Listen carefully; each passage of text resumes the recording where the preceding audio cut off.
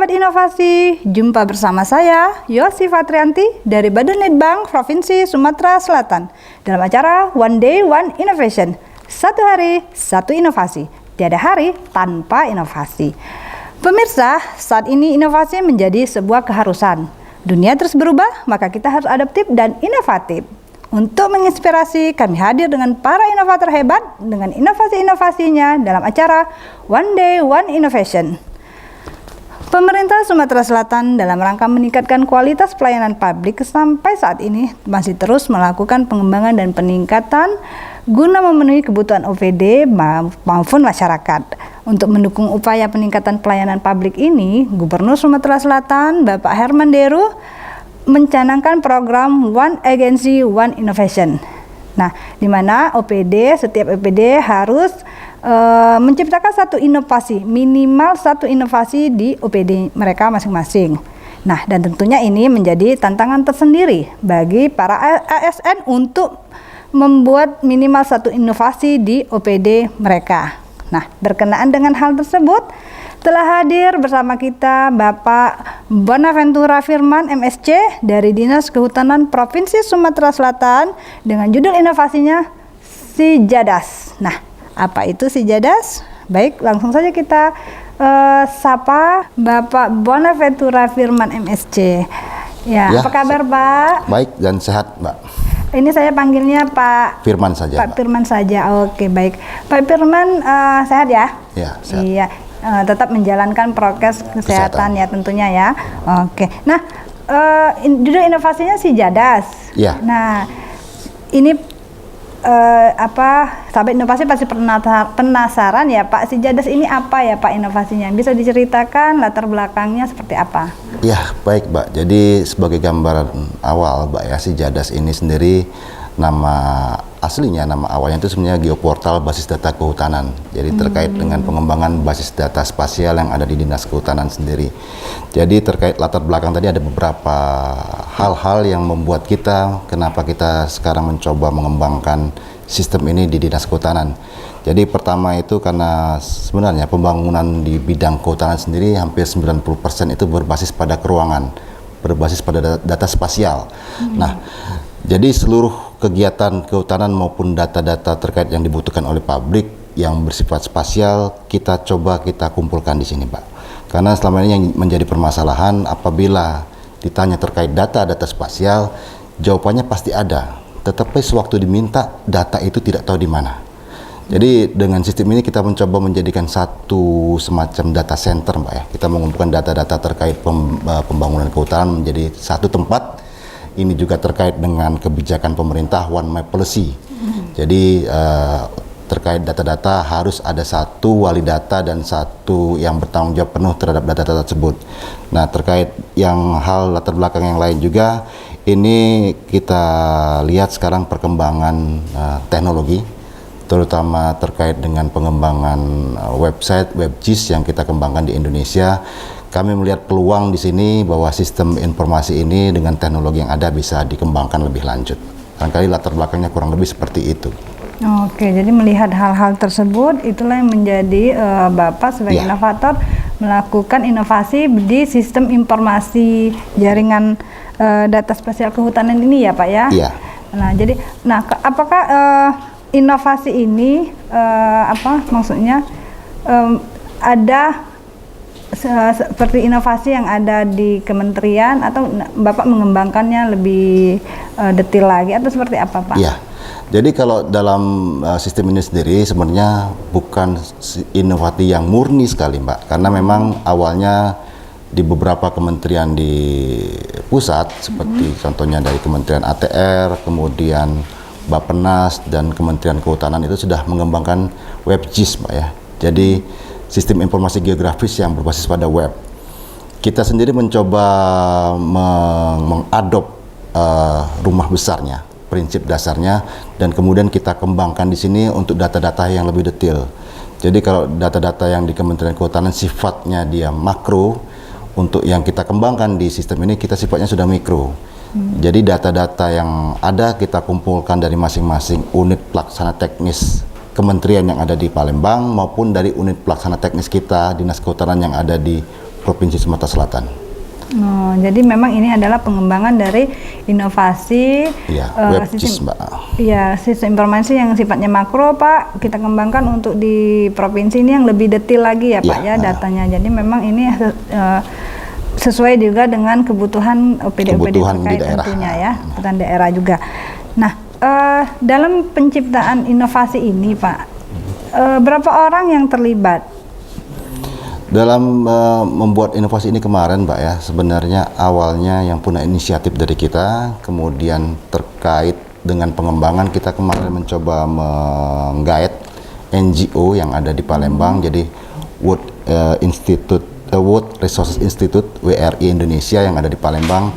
Jadi kita kolaborasi, kita mencoba membuat suatu sistem yang enak dilihat, mudah diakses, dan juga gampang diaplikasikan di dalam pelaksanaan di lapangan. Jadi terkait dengan pihak-pihak yang terkait tersebut, terkait yang operator-operator yang ada di kami sendiri, di Dinas Kehutanan sendiri, dari masing-masing bidang itu ada 1 operator, dan juga di UPT kita yang ada di 14 UPT yang tersebar juga ada 1 operator. Jadi total SDM kita yang terkait pengembangan ini bisa sampai 20-an orang. Oh, 20 orang itu tersebar di UPT. Tersebar di UPT dan di Dinas Kehutanan juga ada beberapa operator-operatornya. Dan ini operator-operatornya tentunya sudah diberikan pelatihan ya, Pak ya? Iya. Jadi karena tidak seluruhnya paham prinsip dasarnya, jadi sebelum kita mulai kemarin ada beberapa kali pelatihan dan on job training juga sudah kita berikan pada masing-masing operator. Jadi sewaktu nanti sistem ini sudah running sekarang, Mbak. Jadi mereka sudah bisa mengoperasikan sistem ini. Oke. Nah, baik. Untuk cara kerjanya sendiri, Pak, inovasi ini seperti apa, Pak? Jadi gambaran umum operasionalnya, Mbak ya. Jadi sebenarnya basis data kehutanan atau SIJADAS ini merupakan tempat atau portal tempat kita menyimpan data-data.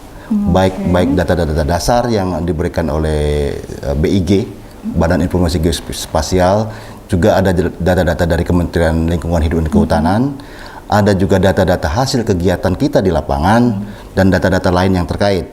Jadi ini tempat besarnya. Kemudian kami di Dinas Kehutanan mencoba mengumpulkan dari masing-masing seksi, masing-masing bidang, dan masing-masing UPD terkait pelaksanaan kegiatan lapangan yang dispasialkan. Jadi data-data pelaksanaan lapangan itu harus dalam bentuk spasial. Jadi spasial itu dia bentuk ruangan dan bisa dilihat dalam bentuk peta. Tahapannya seperti itu. Jadi dalam pelaksanaannya sehari-hari, kami juga bisa menampilkan data-datanya di website kami, di website Dinas Kehutanan. Tetapi juga untuk data-data yang sifatnya seperti terbatas, itu kita memberikan hak akses khusus untuk mendownload ya. Tetapi kalau hanya menampilkan, semua user ataupun tanpa punya user account pun bisa melihat data-data tersebut. Jadi data-data tersebut bisa ditampilkan di dalam bentuk peta, Mbak ya. Jadi data-data kita yang tersedia apa dalam bentuk peta, nah itu bisa di-overlaykan dari masing-masing user.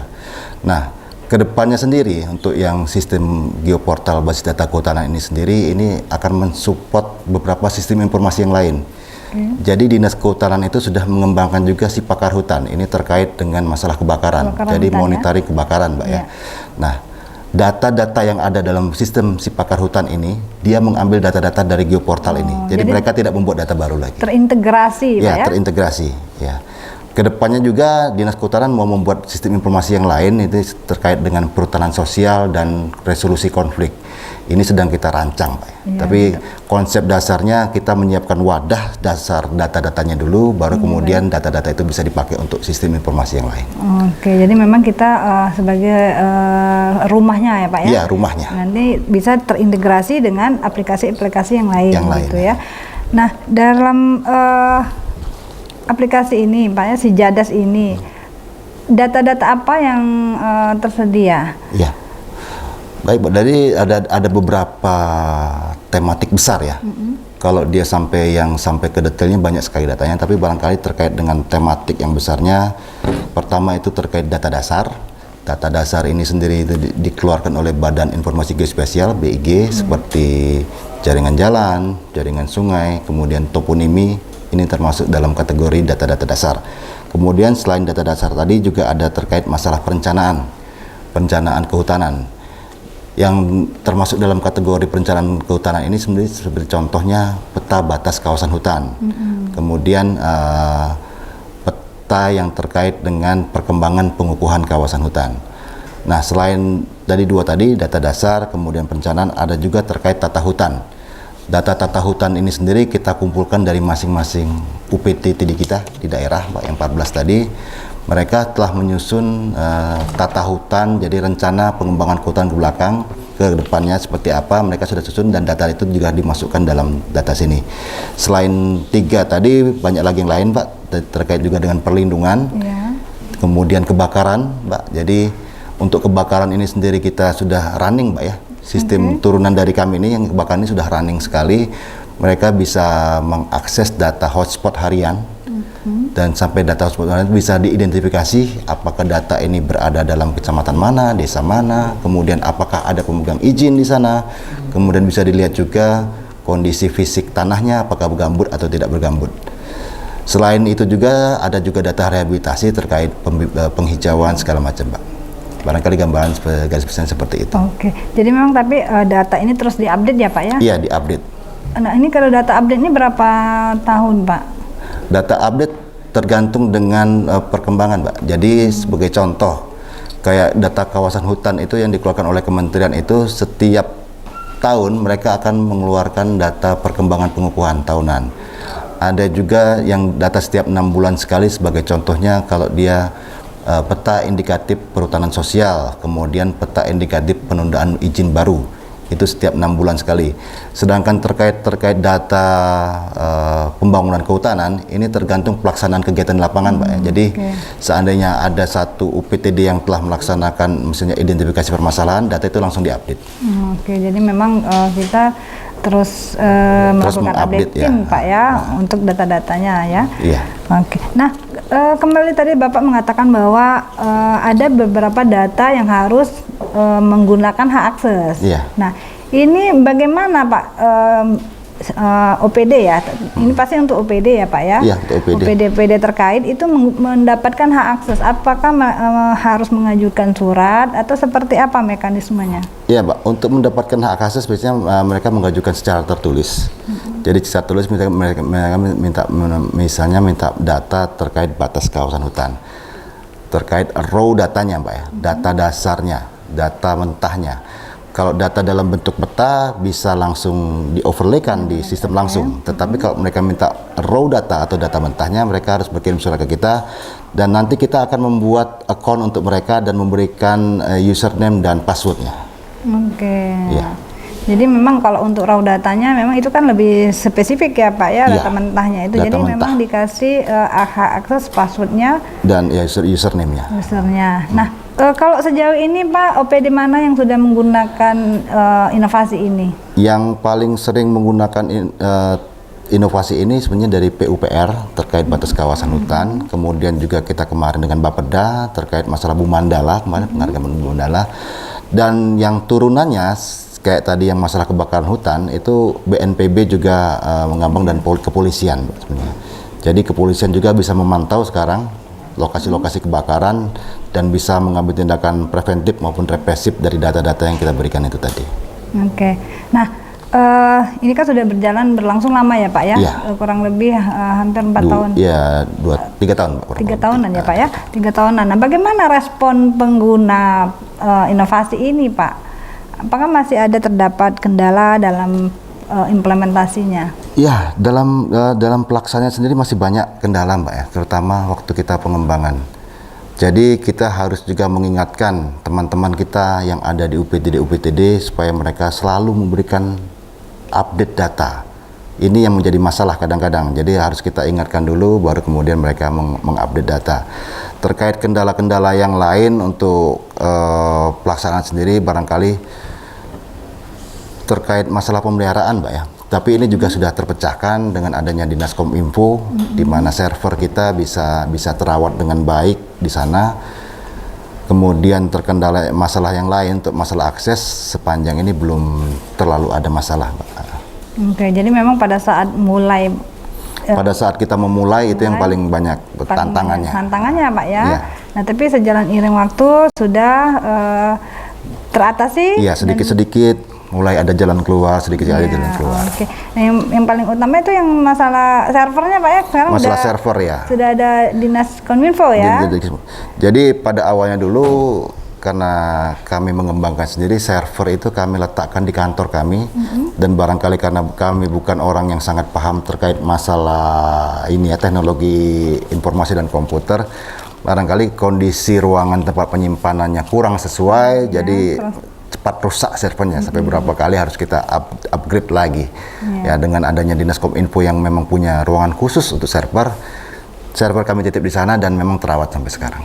Oke, baik. Jadi sejauh ini memang semua solusi semua masalah itu sudah teratasi ya Pak ya. Iya. Dan berjalan lancar sampai saat ini Pak ya. Sampai ini berjalan lancar. Oke, baik. Nah, untuk ke depan Pak, inovasi ini seperti yang Bapak ceritakan akan ada pengembangan. Iya. Nah, pengembangan seperti apa lagi itu Pak? Ya, jadi dari data yang kita kumpulkan tadi, prinsipnya tadi, ada beberapa sistem informasi lagi yang akan kita kembangkan berbasis dari geoportal ini. Tadi saya sudah sebutkan kalau yang sudah running sekarang masalah kebakaran, sudah running. Kedepannya kita juga akan membuat sistem informasi terkait pemberdayaan masyarakat perhutanan sosial. Jadi sistem ini akan menampilkan data-data terhadap perizinan-perizinan untuk masyarakat di kawasan hutan, mulai dari sampai akses terendah, sampai siapa pemilik lahan di sini siapa, kemudian luasannya berapa, itu akan coba kita tampilkan. Kemudian selain sistem informasi pemberdayaan masyarakat tadi, juga kita mencoba untuk membuat sistem informasi terkait resolusi konflik. Jadi kehutanan ini banyak sekali konflik dengan masyarakat di tingkat tapaknya. Kedepannya kita akan mencoba memetakan misalnya terjadi konflik di mana, apa akar masalahnya, dan barangkali apa yang sudah kita lakukan di lapangan, dan di akhirnya kita akan dapatkan seperti apa resolusinya. Oke, baik. Nah, dari inovasi yang ada sekarang dan yang akan dikembangkan ini, harapan Bapak sebagai inovator itu seperti apa? Ya, harapan kami Pak, nanti user-user yang ada, baik yang ada di OPD maupun masyarakat langsung, bisa mengetahui pembangunan kehutanan secara real di lapangan hanya dengan menghadap di website saja. Jadi mereka bisa melihat apa yang telah dilakukan kehutanan di Sumatera Selatan, kemudian apa-apa yang tantangan ke depan, dan itu semuanya cukup di depan laptop atau depan komputer saja. Ya, oke. Jadi informasi itu langsung bisa kita dapatkan ya Pak ya, langsung ya. Real time jadi Mbak. Secara real time ya. Secara real time. Oke Pak Firman, sebelum kita mengakhiri perbincangan kita hari ini, mungkin ada singkat saja Pak, pesan-pesan yang ingin disampaikan kepada sahabat inovasi dan tentunya dengan pemerintah Sumatera Selatan. Iya, jadi pertama-tama kami mengucapkan banyak terima kasih kepada pemerintah provinsi, khususnya Bapak Gubernur Pak Herman Deru yang sudah mensupport untuk kami melaksanakan sistem ini, kemudian juga kepada Kepala Dinas Kehutanan Pak Panji Cahyanto yang sudah membuat kebijakan-kebijakan khusus sehingga kami bisa melaksanakan kegiatan ini secara real di lapangan, dan juga ucapan terima kasih juga kepada Kepala Dinas Kominfo. Kami sudah bisa menitipkan server kami di sana. Dan terakhir barangkali saya juga mengucapkan banyak terima kasih kepada World Resource Institute. Ini NGO yang selama ini memfasilitasi kita mengembangkan sistem ini. Barangkali kalau tidak ada WRI ini, kami juga agak kesulitan, terutama terkait masalah anggaran. Barangkali kesan pesan saya seperti itu, Mbak. Terima kasih. Oke, baik. Nah, sahabat inovasi, itulah perbincangan kita bersama Pak Firman, inovator kita hari ini. Nah, tentunya perbincangan kita hari ini semoga memberikan inspirasi dan bermanfaat bagi kita semua. Dan untuk sahabat inovasi, tetaplah berkarya, tetaplah terus melakukan inovasi, tentunya dengan jurus 4S kita. Setiap orang adalah inovator, setiap masalah peluang inovasi, setiap solusi harus sinergi, dan setiap inovasi harus konkret hasilnya. Demikianlah acara podcast kita hari ini. Sampai jumpa di acara One Day One Innovation. Salam inovasi.